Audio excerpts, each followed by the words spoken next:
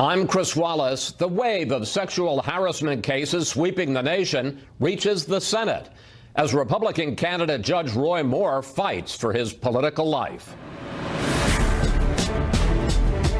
This is an effort by Mitch McConnell and his cronies to steal this election from the people of Alabama. And Democratic Senator Al Franken becomes the first member of Congress accused in the post-Harvey Weinstein era. He just thought he could get away with it and that it was okay and that it was funny. Nothing like that is ever funny. We'll discuss the allegations with South Carolina Senator Tim Scott. Then, we really don't have current guidelines right now that say to a member a sexual relationship with a 19-year-old intern is off limits. Will Congress finally crack down on complaints of sexual harassment in its own halls? We'll ask Utah Representative Mia Love. And we'll bring in our Sunday panel to ask if a wave of new charges will change the clubby atmosphere on Capitol Hill. Plus, the House passes its tax bill. From the very start, we said that failure is not an option. We'll discuss the prospects in the Senate with Treasury Secretary Steve Mnuchin. It's a Fox News Sunday exclusive. And our Power Player of the Week, the youngest woman ever elected to Congress. I do think institutionally Congress benefits from having a churn of new members and new ideas. All right now on Fox News Sunday. And hello again from Fox News in Washington. From Hollywood to the media and now the halls of Congress, sexual harassment is front and center as a political issue. First, there were the allegations facing Alabama Senate candidate Judge Roy Moore, and now claims against Senator Al Franken from his time as a comedian in 2006. We'll discuss the charges and whether Congress will finally crack down on itself with Senator Tim Scott of South Carolina and Utah Congresswoman Mia Love. But we begin with Fox News correspondent Peter Doocy reporting from Alabama. There are already legislative aftershocks shaking Senator Al Franken, whose immediate apology for sexual misconduct was not enough for a rape victim who is working with Franken to help future assault victims. Abby Honold penned a Washington Post op-ed with the headline, "Al Franken wrote a bill to help rape survivors like me. He can't lead on it now." Minnesota's other senator, Amy Klobuchar, has already signed on to sponsor. Not all Democrats are distancing themselves from Franken, though. Hillary Clinton appreciates that he said sorry. Look at the contrast between Al Franken accepting responsibility, apologizing, and Roy Moore and Donald Trump, who have done neither. Emphatically denied. In Alabama, Republican Senate candidate Judge Roy Moore denies charges from all 9 women accusing him of decades-old wrongdoing. He's challenging the legitimacy of a high school yearbook signature one accuser says proves her story, and he's lashing out at Senator Jeff Flake, who said this. Come the party of Roy Moore and Donald Trump. We are toast. A Moore campaign advisor responded, quote, "Mitch McConnell and Jeff Flake are agents of destruction within the Republican Party." The editorial board for Alabama's 3 largest papers cites sexual misconduct allegations as the primary reason for their endorsement of Democrat Doug Jones. Meanwhile, the surging Jones is trying to focus on issues to engineer an upset. I thought Roy Moore was disqualified long before this came up. We're told the Democrat Jones will have about 1 event a day this week. As for Roy Moore, we have no idea when his next public rally will be. So it seems 2 of the politicians with the least to say about the scandal in Alabama are the 2 Senate candidates in Alabama. Chris? Peter Doocy reporting from Birmingham, Alabama. Peter, thanks for that. Joining me now from Salt Lake City, Utah, Republican Congresswoman Mia Love. Congresswoman, I want to start with a comment this week by one of your colleagues in the House, Congresswoman Barbara Comstock. Here she is. The young staffer, as a young woman, went there and was greeted with a member in a towel. It was a male, who then invited her in. At that point, he decided to expose himself. She left, and then she quit her job. Congresswoman, how serious a problem is there with sexual harassment in Congress? And if you can tell us, have you or any of your staffers been a victim? Well, I can tell you this has been going on for a very long time, and I'm glad that people are speaking out about it. It's important to speak out about it nationally and also locally and in our homes. I have 2 girls that I'm raising, one going off to college, and it's important that we're comfortable having uncomfortable conversations so that we can protect our young women and protect women in the workspace. Let's talk about your workspace, because it turns out that Congress has protected itself with a much more challenging, much more cumbersome process than we see in the private sector. I want to put this up. I think people will be surprised.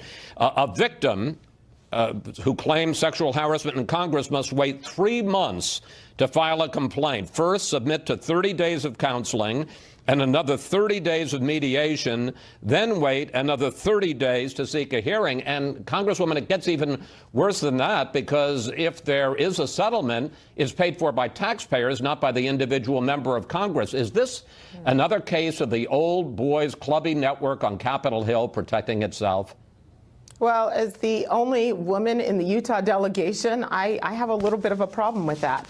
Our office has made sure that they've taken all of the anti-sexual harassment training, and I led out on that, taking it myself.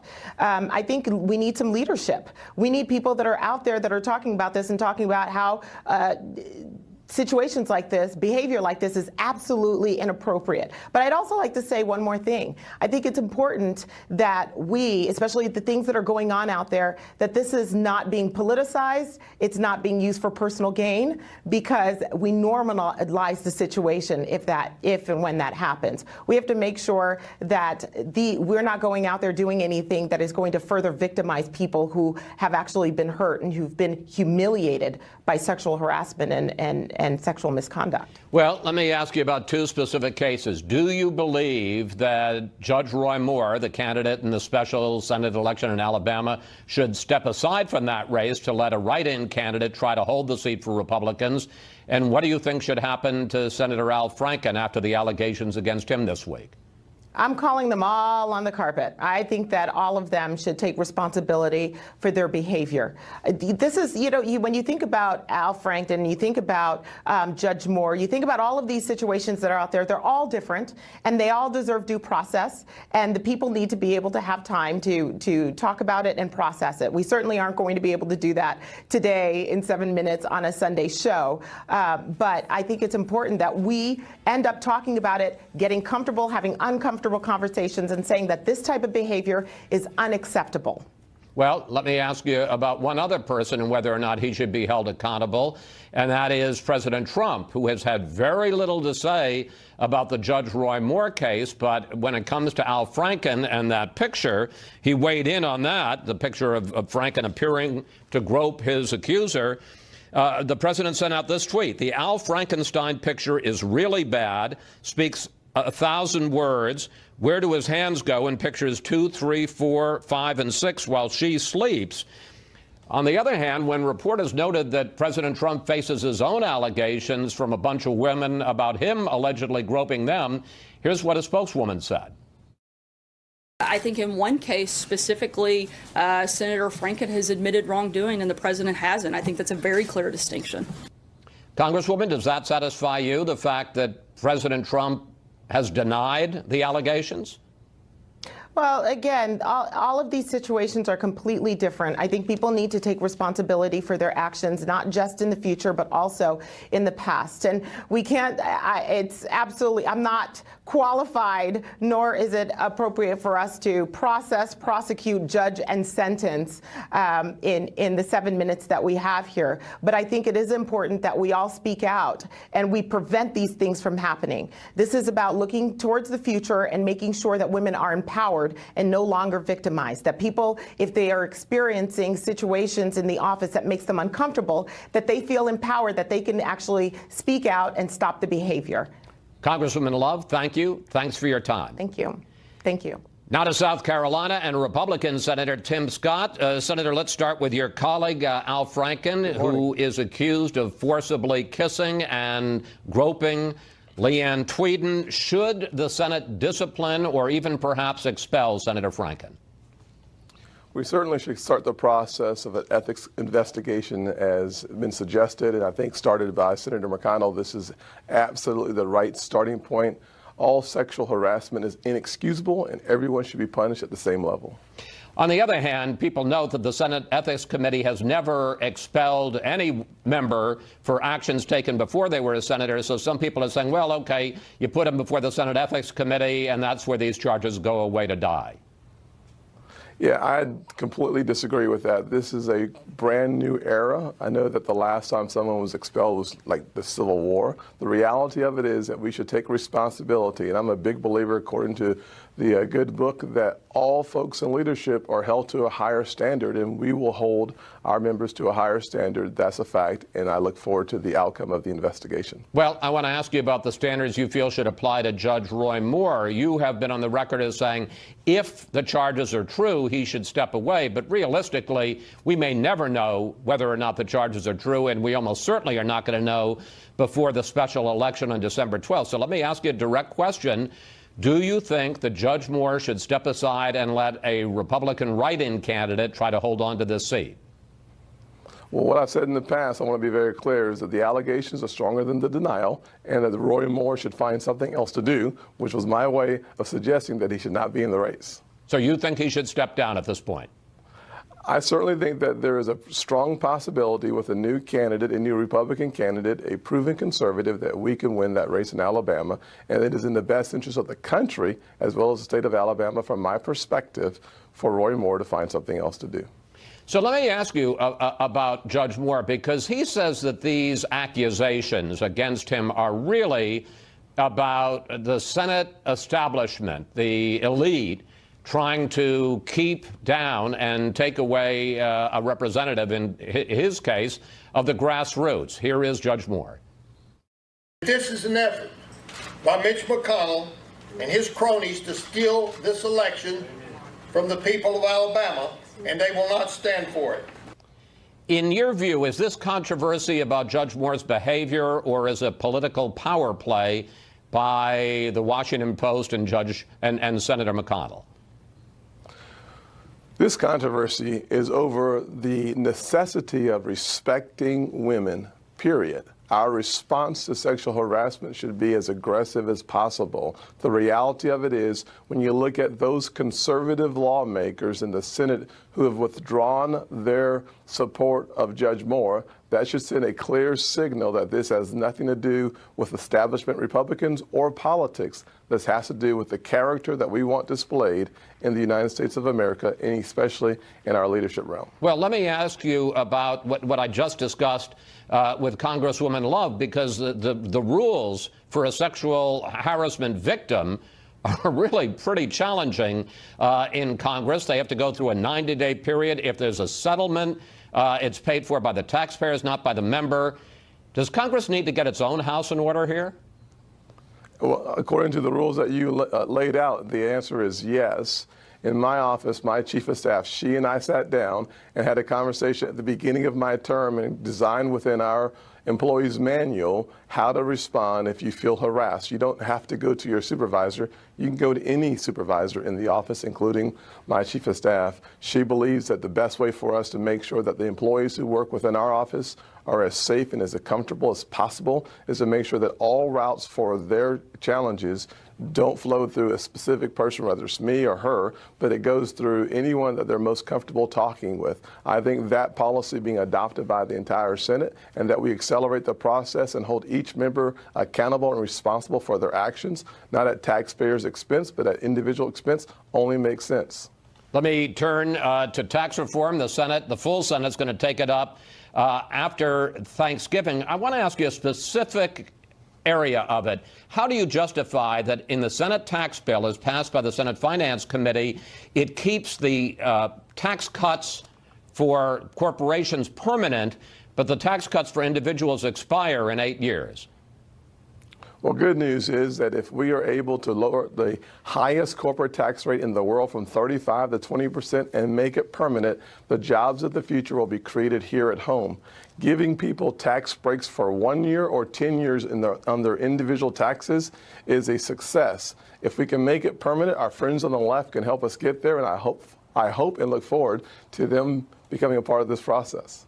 Finally, one senator, Republican Senator Ron Johnson, has already said he's against the bill. As you know, a number of others have issues with it. Is tax reform headed the way of Obamacare? You have a very narrow margin for error in the Senate on this, sir.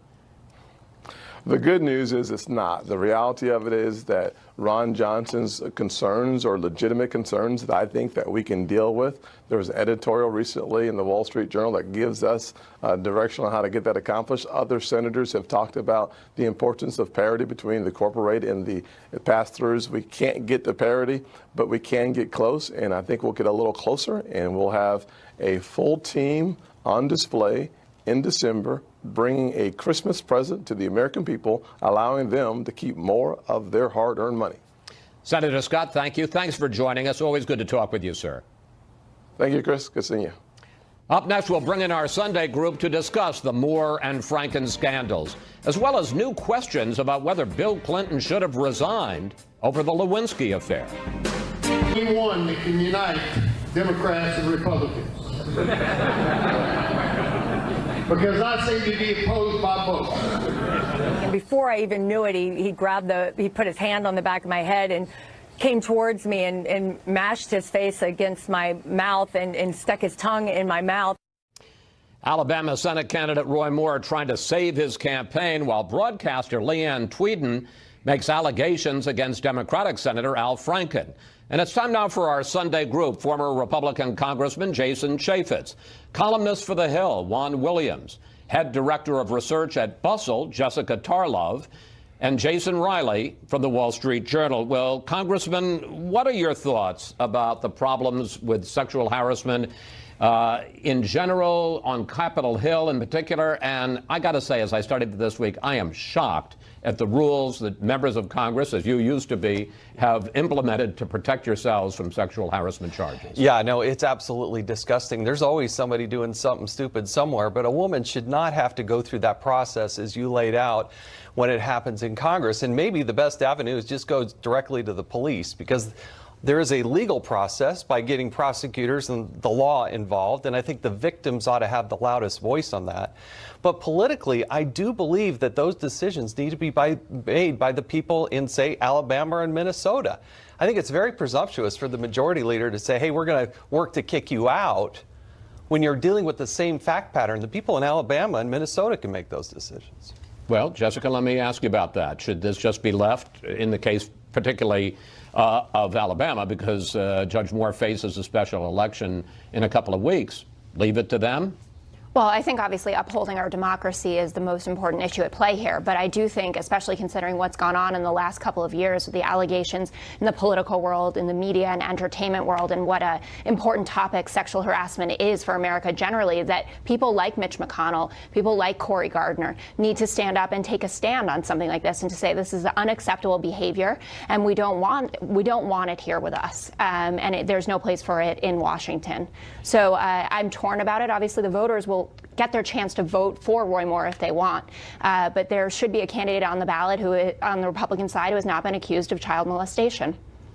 Let me ask you, because this is obviously a difficult conversation, but it's an important conversation. On the other hand, I wonder to some degree, are we mixing up misdemeanors and felonies? You've got the case of Al Franken, who allegedly forcibly kissed this woman and groped her, which is clearly piggish behavior. On the other hand, it's different from the allegations against Roy Moore, who, as you pointed out, allegedly was having sexual contact with a 14-year-old girl. Should they all be career enders? I don't think so personally, and I think that having that nuanced discussion is what we really need to do at this point. There was a very good piece that came out in the New York Post about this that said, Harvey Weinstein's picture should not be next to Al Franken's picture. Roy Moore's picture should not be next to the guy from Amazon, for instance. The strength. But you've got to know, some people are going to say, well, maybe you're protecting. I'm not. It's not because of political affiliation. I know that we will get to talking about the importance of revisiting Bill Clinton and what happened in the 90s, and Democrats are certainly taking that up right now. But we need to be clear about the the strength of these allegations and how important they are, and what Roy Moore did versus what an Al Franken did. Well, let's talk about Bill Clinton, because that was a really interesting development this week, the reassessment of Bill Clinton's affair with Monica Lewinsky back when Clinton was president. Kirsten Gillibrand, who's the senator from New York, who sits in Hillary Clinton's seat, says that under current standards, Bill Clinton should have resigned. Mrs. Clinton says no. Take a look. Yes, I think that is the appropriate response, but I think things have changed today, and I think under those circumstances, there should be a very different reaction. This was a painful time, not only in our marriage, but in our country, as I've written about. But it was investigated fully. It was addressed at the time. Jason, pretty interesting that Kirsten Gillibrand, who is thinking of running for president on the Democratic side in 2020, went there. Well, this is pure political expediency. This is not about principle. This is clear. It seems to me that if you are a pro-choice wealth redistributionist, you can also be a groper and get a pass from both of the women you played clips from. Hillary Clinton is also partially defending Al Franken because of how he's responded to the charges against him versus how President Trump has responded. And then you have the senator from New York essentially saying, you know, that now we live in different times. Well, this is a woman who has associated herself with the Clinton family, with Mrs. Clinton in particular, has that seat Mrs. Clinton once held. And I just think that this is not about principle at all. This is just about taking advantage of the current opportunity. What do you think the political expediency is in Kirsten Gillibrand going after Bill Clinton now? It's now fashionable. It's now acceptable. And she pays no political cost for doing so. Well, she pays a little bit of political cost, and let me bring this up with you, Juan. Philippe Reines, a longtime aide to Hillary Clinton, blasted Gillibrand for what she said. He tweeted this. Let's put it up. Over 20 years, you, Gillibrand, took Clinton's endorsements, money, and seat. Hypocrite. Interesting strategy for 2020 primaries. Best of luck. This issue of sex harassment is not only splitting Republicans, Roy Moore and Mitch McConnell, it's also splitting Democrats. Right, and the power here is the charge of hypocrisy. And I think that's why Bill Clinton comes to the fore so quickly, because the charge would be, oh, Democrats, have you been as tough on your sexual harassers as you're asking Republicans to be on theirs? And so immediately you've seen pieces in Vox, the New York Times, Gillibrand coming forward. There's a Democratic congressman who said, oh, yeah, Clinton should have been ousted. I think one of the keys for me is Democrats wanting to say that we retain some moral authority in speaking on this issue, as Republicans try to impose what I think at times, as you and Jessica Tarlop were discussing, a false equivalency between, let's say, a Roy Moore and even a Bill Clinton. I just think that, you know, at the moment, the politics is so tribal. I can understand the difference or the distinction between Moore and Franken. How is there a distinction between Moore and... I don't think, even if you wanted to say Monica Lewinsky was an intern, a young person, and there was a huge power differential between the President of the United States and an intern, no one was suggesting that she was beneath the age of consent. And she said, much more well, I'm just saying in that the one that he was impeached for, because he was impeached. Well, he was impeached for lying. Well, he was impeached over this case, lying about this issue. And I think that it's very important for people. Part of the Reines response was millions of dollars were spent investigating and impeaching this man. And now you have a situation here where there's some people, including Roy Moore, who want to point at Mitch McConnell and claim there's a Republican conspiracy, much less Democrats or the elite media from Washington trying to tell the voters of Alabama what to do. The Bill Clinton situation happened while he was in office and then lied about it as the President of the United States. That's why it has such... But I do think, Kristen, I mean, I'm glad that we're elevating the debate. I'm glad that this is becoming totally unacceptable on both sides of the aisle. Right. And there should be a huge and massive political price, if not essentially the death penalty for people who engage in this, and that they cannot serve at the highest levels of government. Why do we, I wish we put up with these people. You're not really serious about the death penalty. Yeah. Well, a political death penalty is why should they serve? Some of them, you know, yeah. But no, the political death penalty, which is why should we put up with anybody serving at the highest levels of government who engages in this, whether it was 40 years ago or whether it happened while you were in office? Thank you all. This is going to be continued, no question about it. You're going to take a break here, and we'll see you a little bit later. Up next, an exclusive interview with Treasury Secretary Steve Mnuchin on whether a GOP tax reform bill will make it to the president's desk by Christmas. Republicans are moving with remarkable speed to pass the biggest overhaul of the U.S. tax system in 3 decades. The House approved its plan this week, as did the Senate Finance Committee. The full Senate will debate tax reform after members return from Thanksgiving break. The hope is to send a compromise to the president by Christmas. Joining us now to discuss the prospects for tax reform is the Secretary of the Treasury, Steve Mnuchin. Mr. Secretary, I want to start with Democratic criticism of the tax plan, in this case by House Leader Nancy Pelosi. Here she is. They throw a scrap to the middle class, provide a banquet for the wealthy and for corporate America, transform America in doing so. We will not let that happen. Secretary Mnuchin, where is Congresswoman Pelosi wrong? Well, I just fundamentally don't agree with her. This is about making the business tax system competitive, which is about creating jobs. And this is about a very significant middle-income tax cut. That's what this is all about. Well, let's look at the analysis by the bipartisan Joint Committee on Taxation, because here's what they said about the House bill. They say it delivers 80% of its cuts to corporations, businesses, and wealthy families. This isn't a Democratic partisan. This is Congress's own Joint Committee on Taxation. Chris, these numbers are very complicated, and it depends on how you allocate them. So one of the things they're doing is they're taking the pass-through allocation, which is all about small and medium-sized businesses, and they're allocating it back to the wealthy, and the same thing with the corporate tax cuts. We don't believe that. If you look at this simply, and people just look at, are their personal taxes going up or down? On the personal tax side, middle-income people are getting cuts, and rich people are getting very little cuts or, in certain cases, increases. Let me break that down, though, sir, because respectfully, it seems to me it's a little bit more complicated than that. And here is one reason why the GOP tax plan, according to analysts, favors the wealthy and corporations. I want to put this up on the screen. In the Senate, including rate cuts and the expanded standard deduction go away at the end of 2025. The result, according to the Joint Committee on Taxation, by 2027, this is the Senate plan, anyone making less than $75,000 will see a tax hike, while those making more than $75,000 will see a tax cut. How do you respond to that?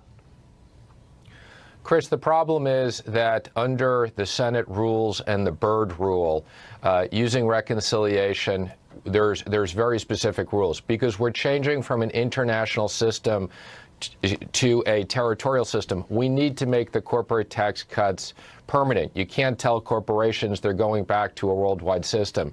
Because of that, we were forced to phase out the personal tax side, but nobody thinks that's going to be the case. Of course, Congress is going to vote down the road to keep these cuts. So it's not about allocating cuts to the corporations. It's about we have to fix the business tax side and make it permanent. But isn't it, and this is what critics are saying, isn't it a statement of your priorities? I mean, the real reason that you make the individual cuts temporary and they expire after 2025 is otherwise your deficit was going to be too big. It was going to go over. Some people say it's a budget gimmick. But isn't it a statement of priorities that you made the business cuts permanent and the individual cuts temporary? You could have done exactly the opposite and made the individual cuts permanent and cut back on the business cuts, said that they were temporary. Chris, you can't do that. If you want to fix the business tax system in going from a worldwide system to a territorial system, you can't switch back in 10 years. So this is all about the Byrd rule and how we calculate things. This isn't about the deficit, because we think this is all about creating growth, and we'll create economic growth to pay down the deficit. So this is technical issues in the Senate, and the corporate side is about jobs. This is the Tax Cut and Jobs bill. This is about making America businesses competitive so we can bring jobs back home and trillions of dollars invested here in the U.S. But forgive me, sir, what you're basically saying is, look, we're going to make the tax cuts, and it isn't just the worldwide system. You're also making the business tax cuts, the reduction in the corporate rate from 35% to 20%. You're making that permanent. And you talk with great assurance about what's going to happen in 2025. The fact is, you're not going to be in office in 2025. Even if he's elected, Donald Trump isn't going to be president in 2025. And in any case, you have no idea what the political situation is going to be then, or what the economic situation is going to be, and the deficit situation. So when you just say, well, of course, they're going to extend it in 2025, you don't know that. I don't know that. Maybe I'll be working for President Pence at the time, but I don't know that. But what I do know is we think this is going to create growth, and we'll know by then whether this creates growth or not. If it does create growth, we're going to have an incredible economy and an incredible tax system for businesses and creating huge amounts of jobs. And if it doesn't, Congress will deal with it at the time. But again, and not to belabor it, that means, as you say, Congress will deal with it at the time, that the tax cuts for individuals, which expire in 2025, may stay expired, may just go away. Chris, we have a lot of confidence that Congress will do the right thing. And again, the priority for the moment is middle income tax cuts. This is a big cut for the middle income, and it's going to create jobs and growth. So an average family that's making $75,000, a family of four, they're going to get over a $1,000 tax cut. This is very significant, and this is about creating a business tax system that's competitive. We have the highest tax system in the world. How can our companies compete when their taxes are 35% and the rest of the world is in the low 20s? I want to ask you about another aspect of the Senate bill, and that is the individual mandate. Not the House bill, but the Senate bill repeals the individual mandate in Obamacare. Some people like it in the Senate, some people don't. Susan Collins has expressed concern about it. Lisa Murkowski has expressed concern about it. Is that, in effect, a bargaining chip? In other words, if you find it's costing you more votes than it's getting you, then you would support taking the individual mandate out? Well, let me first say this is all about getting this passed in the Senate. That's the objective. This isn't a bargaining chip. The president thinks we should get rid of it. I think we should get rid of it. It's an unfair tax on poor people. To think that you put a penalty on people who can't afford to buy medical policies is just fundamentally unfair. That's what this is all about. But if it does have a political impact, it wasn't in your original proposal for tax reform. It's been added in afterwards. I guess what I'm asking is, could you live with it if it's taken out? I think right now our objective is to keep it in. It provides a big tax cut for the middle class. It gets rid of the penalty. But we're going to work with the Senate as we go through this. What's critical here is we have the House that passed the bill. That's a very big deal. We got it done. We got it out of the Finance Committee. It's going to be in the floor right after Thanksgiving. And we're going to get something to the president to sign this year, because this is all about creating growth in the economy. And you can see what's going on. People have a lot of confidence in the Trump plan. You see that in the markets. You see that in investing. And this is about delivering tax cuts to the American people. You talk about getting it to the president by Christmas. I want to pick up on that, because I think you'd agree right now the Republican tax plan is hanging by a thread in the Senate. Senator Ron Johnson of Wisconsin has already said that he's a no vote, although I know he's persuadable. At least 5 other Republicans are on the fence. And you're in danger of losing that Alabama seat if Roy Moore loses in the special election on December 12th. If Moore stays in the race and doesn't clear the way for a stronger write-in candidate, doesn't that increase the jeopardy for tax reform? Well, I'm not going to speculate on the race, but what I will tell you is I've met with Senator Corker this week. I met with Senator Johnson. I met with Senator Collins. We're having very good discussions with all of them. We want to make sure we incorporate their views, and we're comfortable where we are in this process. This is about having discussions and making sure we get something to the president to sign. Finally, I have to ask you about something that has gotten a lot of attention this week. You and your wife went this week to the Bureau of Engraving and Printing to check out the first dollar bills with your signature on it, which I'm sure was exciting. The pictures went viral. Mrs. Secretary, some folks, and I'm looking at the picture here, which you can't see, say that you two look like 2 villains from a James Bond movie. I'm sure you've heard that. I guess my question is, What were you thinking? I heard that. I never thought I'd be quoted as looking like villains from the James Bond. I guess I should take that as a compliment that I look like a villain in a great, successful James Bond movie. But let me just say, I was very excited of having my signature on the money. It's obviously a great privilege and a great honor, and something I'm very proud of being the secretary, and look forward to helping the American people. And why, just briefly, did you decide that you and your wife would have fun with the money and take those pictures? Well, again, I didn't realize that the pictures were public and going on the internet and viral, but people have the right to do that. People can express what they want. That's the great thing about social media today. People can say and communicate what they want. And they do. And I want to ask you about one other aspect of this, because every Treasury Secretary I've ever known signs their name on the dollar bill. You printed your name on the dollar bill. I know this is a pressing question, but how come? I changed my signature. I had a very, very messy signature that you could barely read. It was very effective at signing things, but I felt since it was going to be on the dollar bill forever, I should have a nice, clean signature. Secretary Mnuchin, I think we could all agree on that. It is a very clean signature. Thank you so much. Thanks for your time, sir. And we'll track developments in the Senate as they take up tax reform. Thanks, Chris. Great to be here with you. Up next, we'll bring back our Sunday group to discuss what they think are the prospects for tax reform. Plus, Hillary Clinton is once again questioning the legitimacy of Donald Trump's election victory. This tax cut really is not for the middle class, it's for the rich. And that whole thing about higher wages, well, it's a good selling point. I'm going to just say to you that I come from the poor people. And I've been here working my whole stinking career for people who don't have a chance.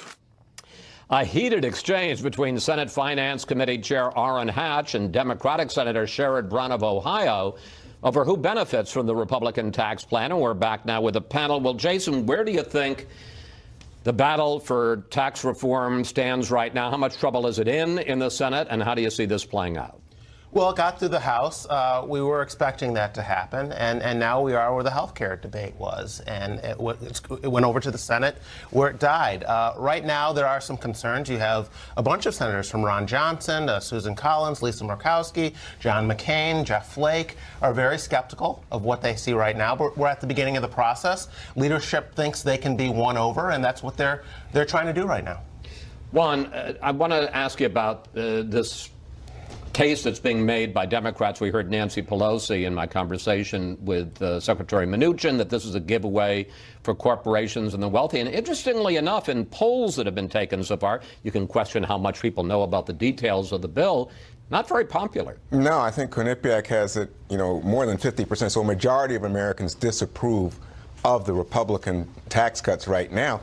People want tax reform, Chris. I think they want a simpler system, ease. They want to do away with some of these loopholes and deductions that allow especially corporations and the rich to benefit. But people want a simpler system. But now we've gone, as the Republicans just try to say, we've got to do this on a fast track, jam it through. We don't want too much criticism. This is very important for us to have a legislative accomplishment. I think you're at the point where Republicans are saying to each other, just hold your nose. We'll see what comes out of the Senate. President Trump has been back and forth.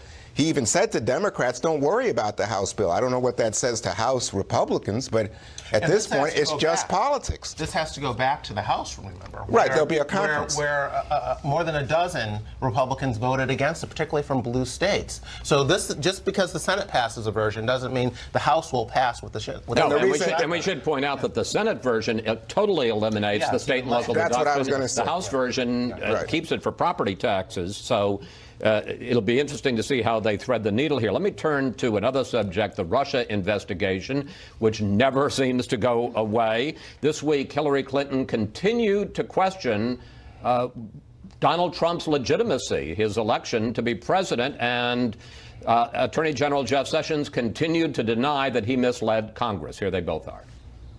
I think that there are lots of questions about its legitimacy, and we don't have a method for contesting that in our system. I will not accept and reject accusations that I have ever lied. That is a lie. Congressman Chaffetz, where are we on the Russia investigation, both in the House, the Senate, and the special counsel. I thought the Attorney General appearing before the House Judiciary was an important step forward. He was emphatic that he had not lied about lying. And I still don't see the evidence that the Democrats think is there. And as long as the face of this is going to be Hillary Clinton, I think most of the country is going to get turned off and repulsed by it. What do you think of the fact that she, once again, now she's saying, well, we don't really have a mechanism to do this? I mean, President Trump's more than a year since the 2016 election. We're almost in 2018, and now she's saying we need to give it to an independent commission. Well, look, he is the president of the United States. I know she doesn't like that. I know she wishes it was a different outcome. And she's right. There is no mechanism to do that. But there's nothing that suggests that any of the votes were actually manipulated, that any of the results out of 30 of the 50 states that went for Donald Trump would have gone a different direction because somebody met with somebody. The other question is whether there was collusion with the Russians.